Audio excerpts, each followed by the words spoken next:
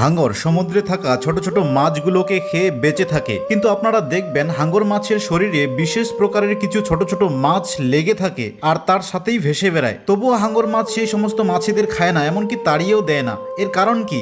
আসলে বন্ধুরা, হাঙর মাছ বেশ বড় হয়, তার জন্য জলের মধ্যে থাকা বিভিন্ন পোকামাকড় তার শরীরে বাসা বাঁধে, আর এই সমস্ত ছোট ছোট মাছেরা সেসব পোকামাকড় খেয়ে হাঙর মাছের শরীরকে পরিষ্কার রাখে, যার ফলে হাঙর মাছেরও উপকার হয় আর এই ছোট ছোট মাছেদেরও পেট ভরে। এই জন্য হাঙর মাছ সেই সমস্ত মাছেদের খায় না।